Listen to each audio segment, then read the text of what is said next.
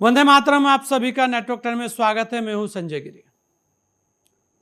उत्तराखंड कांग्रेस ने 2027 के विधानसभा चुनाव के लिए अपनी तैयारियां शुरू कर दी हैं। कुछ नए चेहरों को लेकर आए हैं और कुछ पुराने चेहरों पर दांव खेला है। बहुत सारे लोग सोच रहे होंगे कि आखिर क्यों अभी से ये तैयारियां शुरू हुई। और एक और बात, पुराने चेहरे की बात हुई है तो गणेश गोदियाल जी पहले भी प्रदेश अध्यक्ष थे, अभी दोबारा वो प्रदेश अध्यक्ष बनाए गए हैं, आखिर क्यों। और एक और महत्वपूर्ण बात कि डॉक्टर हरक सिंह रावत को बड़ी जिम्मेदारी दी है, प्रीतम सिंह जी को बड़ी जिम्मेदारी दी है। ये सब जिम्मेदारियों के मायने क्या हैं और आखिर ये क्यों दी गई है, ऐसे बहुत सारे सवाल हैं। बेशक लोकसभा चुनाव और महाराष्ट्र, हरियाणा, बिहार जैसे राज्यों में कांग्रेस को पराजय देखनी पड़ी है, लेकिन पार्टी उत्तराखंड को लेकर आश्वस्त है कि उत्तराखंड राज्य विधानसभा का चुनाव जीता जा सकता है। 2017 से बीजेपी सत्ता में बनी हुई है। कांग्रेस अब पूरा दमखम लगाकर सत्ता में आने की कोशिश कर रही है, इसलिए पार्टी ने समय रहते संगठन में व्यापक फेरबदल भी किया है। कांग्रेस किसी तरीके की कोई चूक वहां नहीं चाहती। आइए पहले कुछ पहलुओं पर और बदलाव पर गौर करते हैं। जैसे कांग्रेस ने उत्तराखंड में अपना अध्यक्ष बदला है।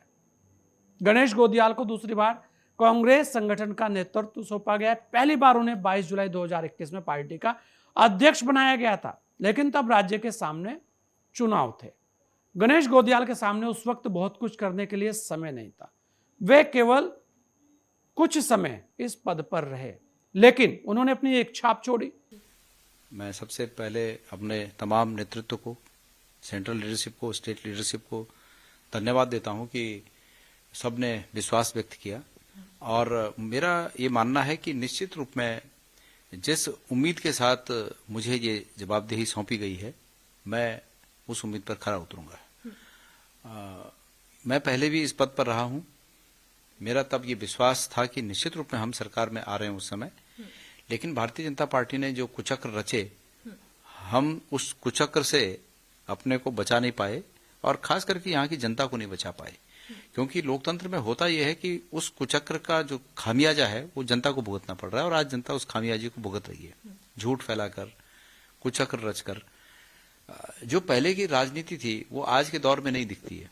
पहले साफ सुथरी राजनीति होती थी, हमें उस साफ सुथरी राजनीति की आदत पड़ी है, तो कुचक्रों से लड़ने का हमारा अनुभव नहीं था।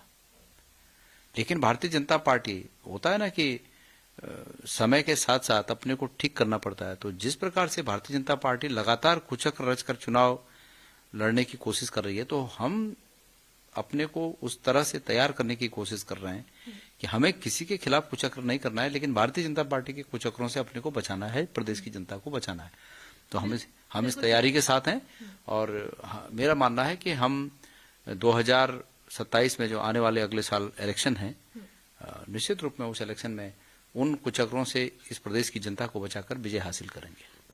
और आप देखेंगे कि गणेश गोदियाल, जब कांग्रेस ने गणेश गोदियाल जी को पौड़ी सीट पर प्रत्याशी बनाया, तब उनके सामने अनिल बलूनी जी चुनाव लड़ रहे थे।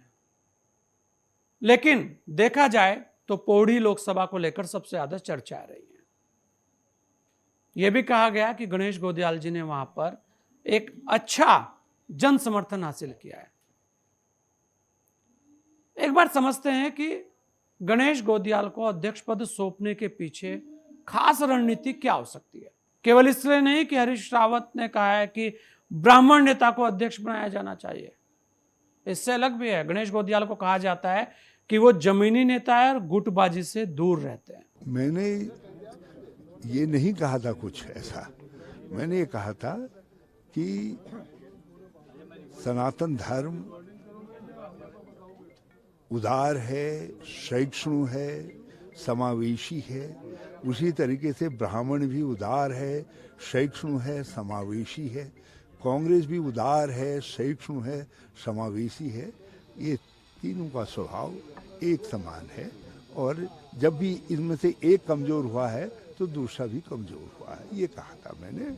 अब अमृत मंथन से जो निकला है हमारे संगठन सृजन की इस प्रक्रिया से, जो अमृत निकला है वो समन्वयवादी अमृत है और हम सब को बहुत खुशी के साथ आनंदित होकर के उस अमृत को अपने साथियों में और राज्य की जनता में बांटना चाहिए।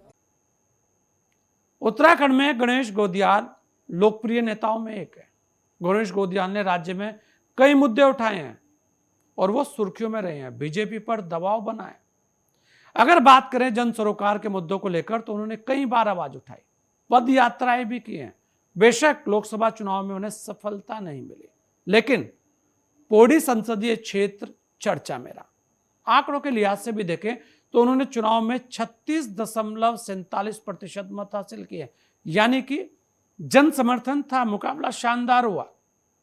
यहां पर एक और है कि पूरी पार्टी के अंदर अब ऐसा लग रहा है, ऐसा कहा जा रहा है कि कांग्रेस बहुत अच्छे से काम करेगी, लेकिन वहीं यह भी कहा जा रहा है कि क्या इससे पहले जो प्रदेश अध्यक्ष थे वो काम नहीं कर रहे थे? काम तो वो भी कर रहे थे, पार्टी तो उनके साथ भी खड़ी थी। तो फिर ऐसा क्या होगा कि ये बदलाव होंगे? कहा यही जा रहा है कि भारतीय जनता पार्टी का जो चुनावी मैनेजमेंट है उसे देखकर ये निर्णय लिए गए हैं, इसलिए 1 साल पहले ये बदलाव किए गए हैं। गणेश गोदियाल के बारे में कभी कहा गया कि वो बीजेपी में जा सकते हैं, लेकिन नहीं गए। हाँ, ये जरूर है उनके कुछ साथी चले गए। अब यहां पर एक और महत्वपूर्ण बात है कि गणेश गोदियाल, हरक सिंह रावत, प्रीतम सिंह, तीनों लोग गढ़वाल से आते हैं।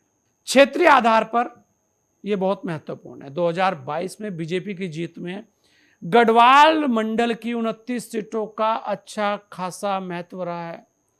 बीजेपी ने 7 जिलों की 41 सीटों में 29 पर जीत हासिल की, कांग्रेस 8 और अन्य 2 पर सिमटी। कांग्रेस समझ रही है कि सत्ता में आने के लिए उसे गढ़वाल क्षेत्र में बीजेपी के इन किलों पर सेंध लगानी होगी, इसलिए कांग्रेस का जातीय और क्षेत्रीय समीकरणों पर यह रणनीति बनाना स्वाभाविक लगता है, क्योंकि वैसे भी कुछ राज्यों में पराजय से गिरे मनोबल को उठाने के लिए एक नेता की जरूरत थी। लेकिन वही प्रीतम सिंह, जी हां, बड़ा चेहरा है कांग्रेस का और उनको भी एक जिम्मेदारी दी है। उसकी भी वजह है, प्रीतम सिंह लगातार वो भी किसी गुट में नजर नहीं आए। उत्तराखंड की सियासत में प्रीतम सिंह को यह भी कहा जा सकता है कि वो भी हरीश रावत के बाद एक बड़ी कड़ी भी है कांग्रेस की वहां पर, और कहते हैं कि एक सियासत में एक जो बड़ा अनुभव चाहिए कांग्रेस का, वो उनके पास है। उनके पिताजी भी कांग्रेस के बड़े नेता रहे हैं, उत्तराखंड के बड़े नेता रहे हैं। उत्तराखंड की सियासत में प्रीतम सिंह एक अनुभवी राजनेता है और उनके पिताजी गुलाब सिंह कांग्रेस के मंजे हुए छत्रप नेता थे। प्रीतम सिंह उत्तराखंड बनने के बाद लगातार विधायक बनते आए हैं और चक्रोता से उन्हें चुनौती देने की जितनी बार भी कोशिश हुई है, लेकिन कभी भी जो उनका वर्चस्व है उसे कोई नहीं हिला पाया है। प्रभावी हैं, गतिशील नेता हैं और ज्यादा विवादों में नहीं रहते हैं।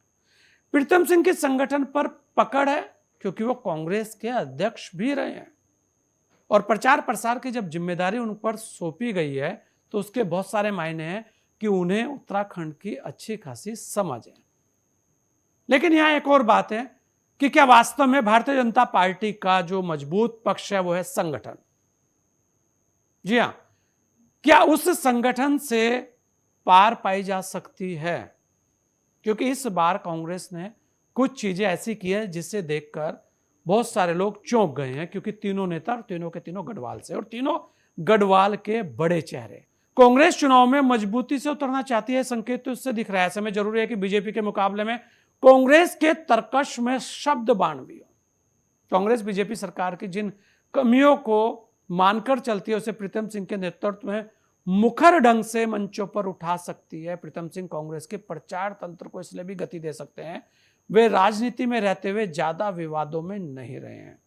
हाँ, ये जरूर है कि कुछ ना कुछ विवाद तो हर किसी के साथ लग ही जाते हैं। राजनीति में कहा जाता है कि राजनीति काजल की कोठरी है, तो थोड़े बहुत दाग तो रहते ही हैं। प्रीतम सिंह विधानसभा में मुद्दों को उठाते रहे, विधानसभा में सर्वश्रेष्ठ विधायक चुने जाने का गौरव भी उन्हें हासिल है। ऐसे में कांग्रेस उन्हें आगे कर चल रही है। प्रीतम सिंह क्षेत्रीय सरोकारों से ज्यादा जुड़े रहे हैं। प्रीतम सिंह का जनसंपर्क रखने का अनुभव है, गांव की राजनीति को बेहतर समझते हैं। कांग्रेस को अपना संदेश गांव तक पहुंचाना है। ये वो चीज है जो शायद कांग्रेस को लग रहा है कि भारतीय जनता पार्टी का जो चक्रव्यूह है उसे भेदा जा सकता है, इसलिए कुछ पुराने नेताओं को वो बाहर लाने में कामयाब रही है। लेकिन यहां एक और ऐसा चेहरा है जिस पर चर्चाएं हो रही हैं, जिसे कहा जा रहा है कि आखिर क्यों हरक सिंह रावत। हरक सिंह हमेशा चर्चाओं में रहते हैं। पूर्व कैबिनेट मंत्री हरक सिंह रावत को चुनाव प्रबंधन समिति का अध्यक्ष बनाया गया है। देखिए, चुनाव प्रबंधन समिति बड़ी महत्वपूर्ण समिति है, क्योंकि ऐसा कहा जाता है कि हरक सिंह रावत तेज तरार हैं, अनुभवी हैं और दिग्गज नेताओं में हैं। वे 1991 में यूपी में मंत्री बने थे, तब उत्तराखंड की राजनीति में बीजेपी में भी रहे और कांग्रेस में भी। राज्य में लगातार मंत्री रहे, नेता विपक्ष भी रहे। वन मंत्री के तौर पर भी कार्य किया, कांग्रेस में भी किया, भारतीय जनता पार्टी में भी किया। मतलब आप समझ सकते हैं कि दोनों दलों की राजनीति को वो अच्छे से समझते हैं। दोनों दलों के अंदर क्या क्या हो सकता है वो अच्छे से समझ सकते हैं, और शायद यही एक बड़ा कारण है कि हरक सिंह रावत को चुनाव प्रबंधन की जिम्मेदारी दी गई है।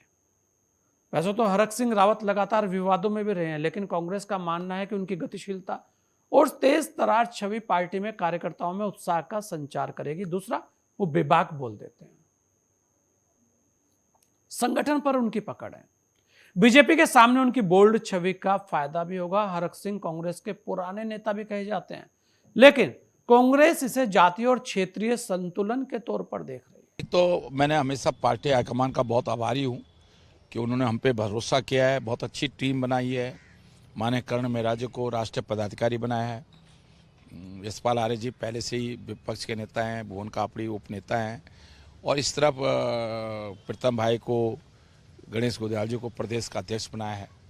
मुझे भी जिम्मेदारी दी है। तो एक बहुत अच्छी टीम पूरे प्रदेश में, हर कोने से, पूरे प्रदेश में एक अच्छी टीम दी है। तो निश्चित रूप से, और क्योंकि इस समय कांग्रेस का 2027 में चुनाव जीतना उतना ही आवश्यक है, क्योंकि अगर जितना प्रदेश के लिए बहुत आवश्यक है।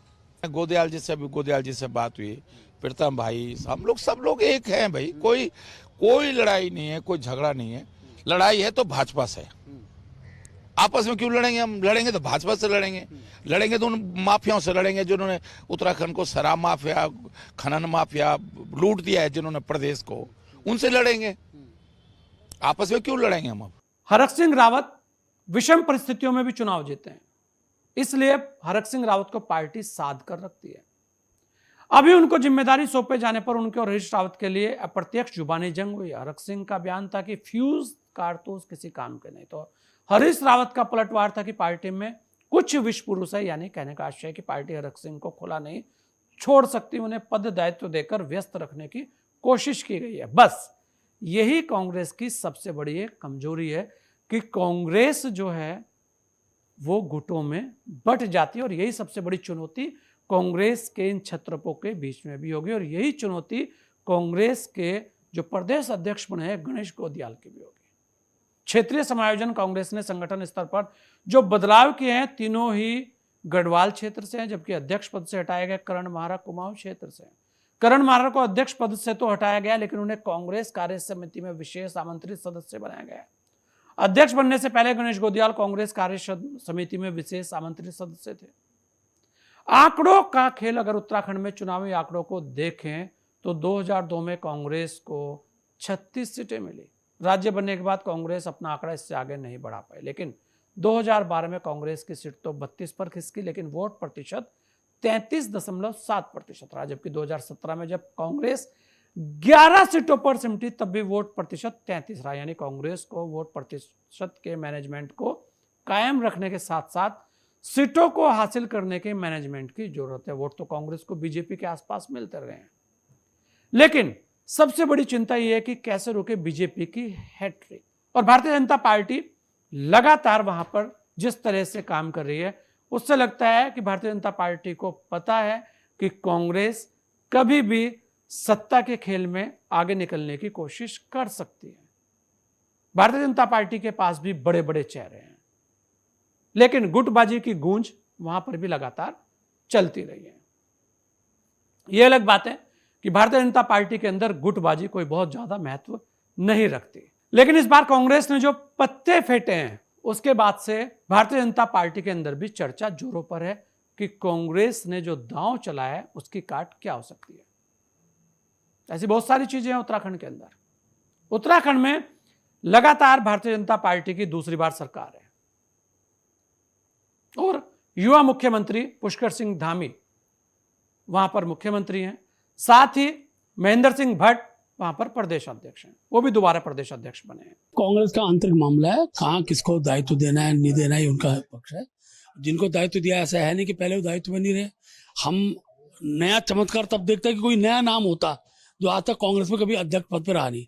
प्रीतम भी कांग्रेस अध्यक्ष रहे, आज जो अध्यक्ष हैं वो भी हैं। इतना हम जरूर चाहेंगे कि कांग्रेस का जो वर्तमान नेतृत्व है वो कम से कम सकारात्मक रूप से राजनीति करे। प्रदेश सरकार जो विकास योजनाएं उत्तराखंड के अंदर ला रही है अच्छे का वो अच्छा बताए और क्या होना चाहिए इसके सुझाव दे। बीजेपी के कार्यों को, सरकार के कार्यों पर केवल उंगली उठाना, उनके खिलाफ वातावरण तैयार करने का काम कांग्रेस अगर करती है तो उसका खामियाजा कांग्रेस भुगतना पड़ेगा। ऐसे में देखने वाली बात यह होगी कि गणेश गोदियाल प्रदेश अध्यक्ष और महेंद्र सिंह भट्ट प्रदेश अध्यक्ष दोनों एक ही जगह से आते हैं, दोनों गढ़वाल से आते हैं। यह अलग बात है कि पुष्कर सिंह धामी कुमाऊं से आते हैं, लेकिन हरीश रावत, यशपाल आर्य, भुवन सिंह कापड़ी ये ऐसे चेहरे हैं जो कांग्रेस के अंदर कुमाऊं से आते हैं। देखा जाए तो एक और फैक्टर बहुत अहम होता है कि जब बात होती है कि भारतीय जनता पार्टी और कांग्रेस के जो समय रहा है, कार्यकाल रहा है, उस पर तब भी दोनों ही दलों पर बहुत सारे आरोप लगते रहे हैं। एक यहां समझने वाली बात यह भी है कि कांग्रेस के ही कुछ बड़े दिग्गज अब भारतीय जनता पार्टी के बड़े दिग्गज हैं, चाहे वो सतपाल महाराज हो और चाहे वो विजय बहुगुणा हो, चाहे वो सुबोध उनियाल जी हो। ये वो चेहरे हैं जो कभी कांग्रेस की रीढ़ की हड्डी हुआ करते थे, लेकिन अब वो भारतीय जनता पार्टी की ताकत है। लेकिन इतना जरूर है कि कांग्रेस की इस बार की तिगड़ी जो बनाई है वो कितना इफेक्ट छोड़ेगी ये तो समय बताएगा, लेकिन भारतीय जनता पार्टी में चर्चा जरूर छिड़ी है कि आखिर ये हुआ कैसे है। हरीश रावत जी को लेकर यह कहा जा रहा है कि हरीश रावत जी जो हैं अब वो पुराने चावल हो चुके हैं, लेकिन वही बहुत सारे लोग ये मानते हैं। तो हरीश रावत आज भी जनता को जोड़ने की ताकत रखते हैं। देखने वाली बात यह होगी कि क्या कांग्रेस एकजुट हो पाएगी, क्या कांग्रेस एकजुट होकर लड़ पाएगी, और क्या कांग्रेस भारतीय जनता पार्टी के अभेद चक्रव्यूह को भेद पाएगी। क्योंकि भारतीय जनता पार्टी जो हर समय चुनाव के मोड़ में रहती है, लगातार काम करती है, जिसके पास बड़े बड़े चेहरे हैं, क्या वहां पर यह तिगड़ी काम कर पाएगी। इतना जरूर है कि उत्तराखंड में इस बार बहुत सारे मुद्दों को लेकर लोग सड़कों पर दिखे हैं, युवाओं के अंदर भी बहुत सारी बातें हुई हैं, लेकिन ऐसा कहा जाता है कि जो मैनेजमेंट है भारतीय जनता पार्टी का वो सक्षम है और बहुत सारी चीजों को कवर कर लेता है। अभी समय है चुनाव में, लेकिन कहते हैं कि मोहरे सज चुके हैं। देखने वाली बात यही होगी कि उत्तराखंड के अंदर आने वाले समय में ऊंट किस करवट बैठता है। इतना जरूर है कि गुटबाजी दोनों जगह है, कौन उस गुटबाजी से पार पाकर सत्ता की जो चाबियों ले जाएगा ये तो उत्तराखंड की जनता समय पर भी बताएगी। लेकिन यहां पर बहुत सारे सवाल हैं, उन सवालों के जवाब आप भी तलाशिए कि वास्तव में उत्तराखंड की राजनीति को लेकर आप क्या सोचते हैं। ऐसे हम फिर एक बार आएंगे कुछ सवालों को लेकर कि आखिर क्यों ये सवाल बने हैं। तब तक के लिए दीजिए मुझे इजाजत। जय हिंद।